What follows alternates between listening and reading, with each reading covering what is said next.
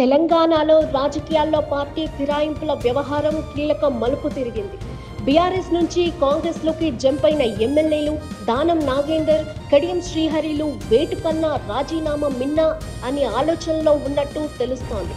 అనర్హత వేటుకు బదులు రాజీనామా చేసి ఉప ఎన్నికల్లో తిరిగి పోటీ చేసేందుకు కాంగ్రెస్ అధిష్టానం నుంచి హామీ పొందే ప్రయత్నాల్లో భాగంగానే దానం నాగేందర్ ఢిల్లీ పర్యటనకు వెళ్లినట్లు పార్టీ వర్గాల్లో జోరుగా చర్చ జరుగుతోంది.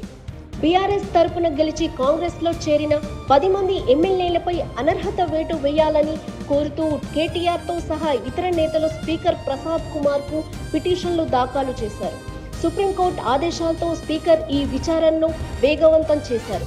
ఈ నెల 23లోగా విచారణ ఇవ్వాలంటూ దానం, కడియంలకు మరోసారి నోటీసులు జారీ చేశారు. లోక్సభ ఎన్నికల్లో సికింద్రాబాద్ నుంచి కాంగ్రెస్ అభ్యర్థిగా దానం పోటీ చేయడంతో ఆయన పార్టీ మారినట్లుగా స్పష్టమైన ఆధారాలున్నాయి. విచారణ కొనసాగితే అనర్హత వేటు తప్పదని భావిస్తున్న దానం అంతకంటే ముందే రాజీనామా చేయడమే మంచిదని నిర్ణయించుకున్నారు. రాజీనామాకు బదులుగా రాజ్యసభ లేదా ఎమ్మెల్సీ పదవి ఇచ్చి మంత్రివర్గంలోకి తీసుకోవాలని, లేదంటే ఖైరతాబాద్ ఉప ఎన్నికల్లో మళ్లీ తనకే టికెట్ ఇచ్చి గెలిచాక మంత్రి పదవి ఇవ్వాలని పలు ప్రతిపాదనలు దానం అధిష్టానం ముందు ఉంచినట్లు ప్రచారం జరుగుతోంది. ఇక మరోవైపు కడియం శ్రీహరి కూడా అదే బాటలో నడుస్తున్నారు.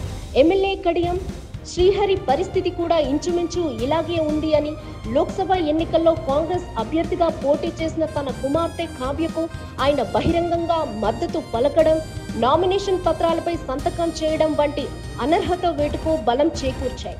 ఈ నేపథ్యంలో శుక్రవారం స్పీకర్ను కలిసిన కడియం శ్రీహరి వివరణ ఇచ్చేందుకు మరికొంత గడువు కావాలని కోరారు. కాంగ్రెస్ అధిష్టానం నుంచి గ్రీన్ సిగ్నల్ రాగానే దానం నాగేందర్ రాజీనామా చేస్తారని, కడియం శ్రీహరి కూడా అదే దారిలో నడిచే అవకాశాలున్నాయని రాజకీయ వర్గాలు అంచనా వేస్తున్నాయి. ఈ వ్యూహం ద్వారా వారు కేవలం ఎమ్మెల్యే పదవి కోల్పోవడంతో సరిపెట్టి భవిష్యత్తులో తిరిగి పదవులు పొందేందుకు మార్గం సుగమం చేసుకుంటారని భావిస్తున్నారు.